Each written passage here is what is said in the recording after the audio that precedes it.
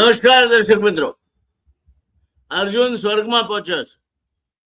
પહેલા એને ભગવાન સદાશિવ મહાદેવને પ્રસન્ન કર્યા, પાશુપતાસ્ત્ર મેળવ્યું. તમે જાણો છો અર્જુન ઇન્દ્રનો પુત્ર છે. ઇન્દ્રના મંત્રથી એનો જન્મ થયો છે. ઇન્દ્ર એને સ્વર્ગલોકનું મુલાકાત લેવા નિમંત્રણ આપે છે. દીકરા આટલે આવ્યો છે તો હવે તું સ્વર્ગમાં પણ આવ. એ સ્વર્ગમાં જાય છે અને ત્યાંનો વૈભવ અને શોભા જોઈને અચંબિત થઈ જાય છે.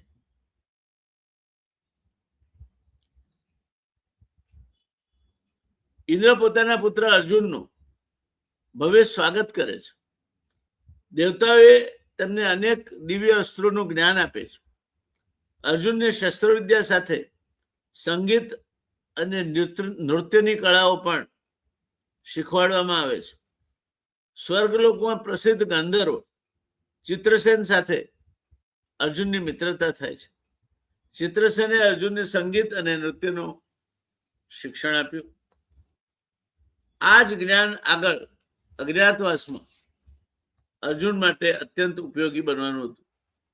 પરંતુ અર્જુનના જીવનની સૌથી અસાધારણ ઘટના તો આકાર લઈ રહી હતી. શું હતી એ ઘટના? સ્વર્ગમાં એક પ્રસિદ્ધ અપ્સરા હતી, ઇન્દ્રની ખૂબ માનીતી અપ્સરા. એનું નામ ઉર્વશી. ઉર એટલે હૃદય અને વશી એટલે જે હૃદયમાં રહે છે. ઉર્વશી ઇન્દ્રના ઉરમાં વસે છે, હૃદયમાં રહે છે, તે ઉર્વશી. અદ્વિતીય સૌંદર્ય માટે ઉર્વશી જાણીતી હતી. એક દિવસ ઉર્વશીની નજર અર્જુન પર પડી. અર્જુનના પરાક્રમ અને વ્યક્તિત્વથી તે પ્રભાવિત થઈ. ધીમે ધીમે તેના મનમાં અર્જુન માટે પ્રેમની ભાવના જન્મી. તેણે અર્જુનને મળવાનો નિર્ણય કર્યો. એક રાત્રે ઉર્વશી અર્જુનના નિવાસસ્થાને પહોંચી. તેણે અર્જુનને પોતાના હૃદયની વાત કરી. ધનંજય, હું તમારા પર મોહિત છું. હું તમને મારા જીવનસાથી તરીકે સ્વીકારવા માંગુ છું. અર્જુન આશ્ચર્યચકિત થઈ ગયા. તેમણે વિનમ્રતાથી જવાબ આપ્યો, દેવી, હું તમને તે રીતે જોઈ શકતો જ નથી. ઉર્વશીને આશ્ચર્ય થયું. અર્જુને કહ્યું, તમે પૂર્વવાસ સાથે સંબંધિત છો. તમે મારા પૂર્વજોની પરંપરાથી જોડાયેલા છો. આથી હું તમને માતા સમાન માનું છું. અર્જુન માટે ઉર્વશી એક સ્ત્રી કરતા વધારે હતી. તે તેમના વંશની એક પ્રાચીન અને સન્માનીય વ્યક્તિ સાથે જોડાયેલી હતી, પુરુરવા સાથે. તેથી અર્જુને આ પ્રસ્તાવ સ્વીકાર્યો નહીં. સ્ત્રી જ્યારે હઠે ચડે છે, રાજહઠ, સ્ત્રીહઠ, બાળહઠ અને યોગી હઠ, આ એવી હઠ છે કે જે હઠ પૂરી કરવા માટે જે તે પાત્ર ગમે તે હદ સુધી જાય છે. એટલે અર્જુનના જવાબથી ઉર્વશીને ખૂબ દુઃખ થયું. તેને લાગ્યું કે અર્જુને એનું અપમાન કર્યું છે. એને પોતાના રૂપ માટેનો ખૂબ ગર્વ હતો. એ ગર્વ જ્યારે ક્ષણમાં ઓગળી ગયો અને ક્રોધમાં આવીને એને અર્જુનને શાપ આપ્યો, તું 1 વર્ષ માટે નપુસક બની જઈશ. આ શાપ સાંભળી અર્જુન મૌન થઈ ગયા. અર્જુન દુઃખી થઈને ઇન્દ્ર પાસે ગયા. ઇન્દ્રે તેમને સમજાવ્યું, પુત્ર, ચિંતા ના કર. આ શાપ જ તારા માટે ભવિષ્યમાં વરદાન બની જશે. અર્જુન આશ્ચર્યમાં પડ્યા. વરદાન? ઇન્દ્રે કહ્યું, હા, જ્યારે તારો અજ્ઞાતવાસ આવશે ત્યારે આ જ શાપ તને ઓળખ છુપાવવામાં મદદરૂપ થશે. અર્જુન સમજી ગયા. આપણે બૃહન્નારાની વાત કરીએ છીએ, આવશે આગળ જતા. અર્જુન હવે સ્વર્ગલોકમાં પોતાની તાલીમ ચાલુ રાખવા માંગતા હતા. તેમને વિવિધ દિવ્ય અસ્ત્રો મળ્યા. ગાંડીવ તો તેમની પાસે પહેલેથી હતું. હવે તેમની પાસે પાશુપતાસ્ત્ર, ઇન્દ્રાસ્ત્ર, વાયવ્યાસ્ત્ર, વરુણાસ્ત્ર અને અનેક દિવ્ય શસ્ત્રોનું જ્ઞાન હતું.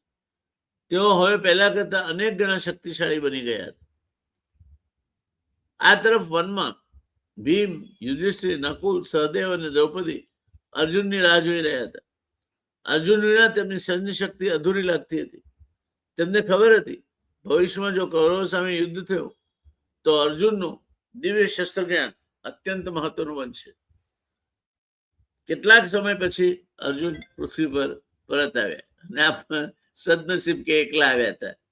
પાંડવો તેમના ભાઈને જોઈને આનંદિત થયા. કદાચ દ્રૌપદી વધારે આનંદિત થઈ હશે કે કોઈને પકડીને એટલા આવ્યા. આ વખતે અર્જુને પોતાના અનુભવો સંભળાવ્યા. દિવ્ય અસ્ત્રોની વાત સાંભળીને ભીમ અત્યંત પ્રસન્ન થયા. યુધિષ્ઠિરે કહ્યું, હવે સમય આપણો પણ આવશે, પરંતુ હજુ વનવાસના ઘણા વર્ષો બાકી હતા. અર્જુન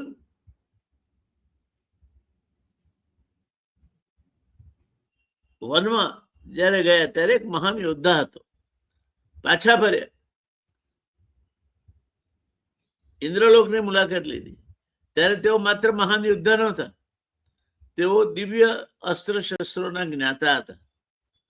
સ્વર્ગીય તાલીમ લીધેલી હતી, નૃત્ય અને સંગીત જાણતા હતા અને જીવનના અનેક આધ્યાત્મિક અનુભવ મેળવી ચૂક્યા હતા. આ બધું આગળ એમને ઉપયોગમાં આવવાનું હતું. યાદ રાખજો, વનવાસ પૂર્ણ થયા પછી પાંડવોને 1 વર્ષ અજ્ઞાત રહેવું પડશે. તે સમયે જો તેમની ઓળખ બહાર પડી જાય તો ફરી 12 વર્ષનો વનવાસ. અર્જુન માટે આ સૌથી મુશ્કેલ પ્રશ્ન હતો.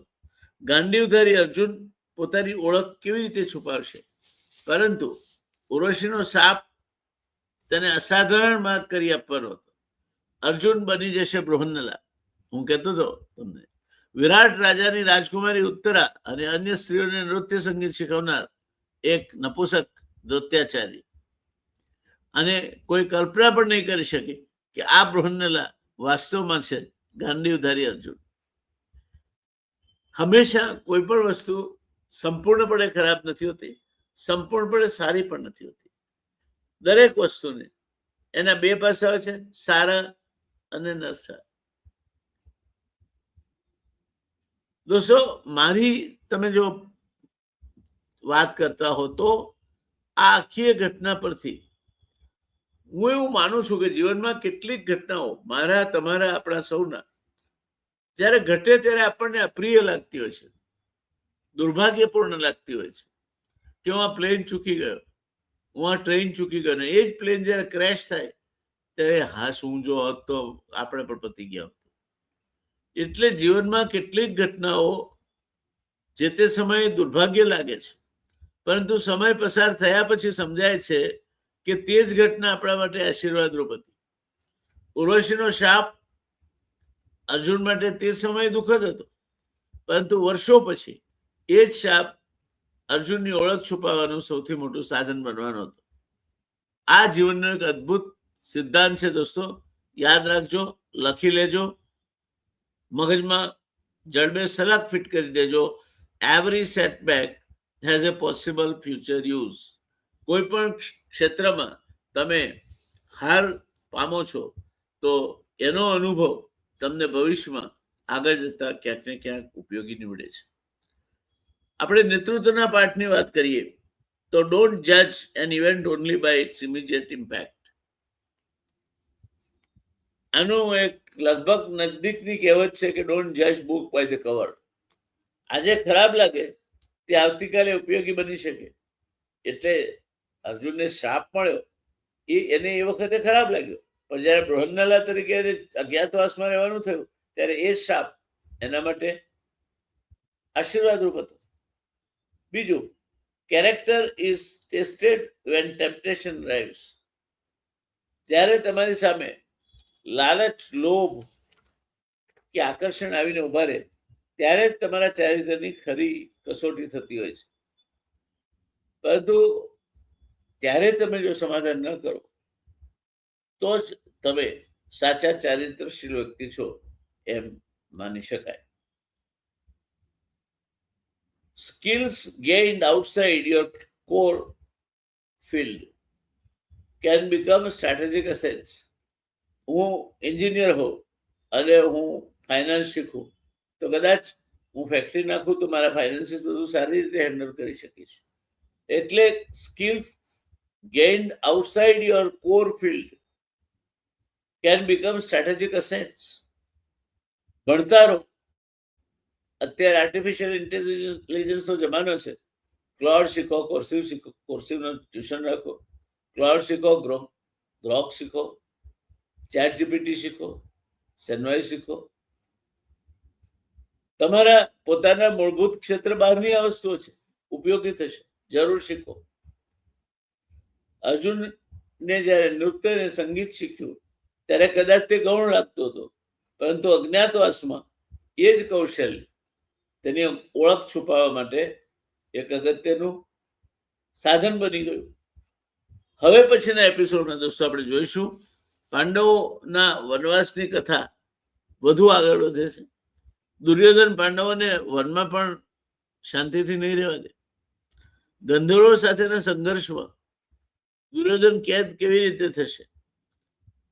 સૌથી આશ્ચર્યજનક રીતે પાંડવો પોતે દુર્યોધનને તેના શત્રુઓના હાથમાંથી કેમ છોડાવશે. અને પછી આવશે યક્ષ પ્રશ્ન. એક સરોવર, ચારેય ભાઈઓ જમીન પર નિષ્પ્રાણ અને યુધિષ્ઠિર સામે એક અજ્ઞાત યક્ષના અત્યંત ગહન પ્રશ્નો. ચાલુ રહેશે મહાભારત. હજુ 450 એપિસોડ સુધી જવાનું છે. આપણે 53 પહોંચ્યા છે.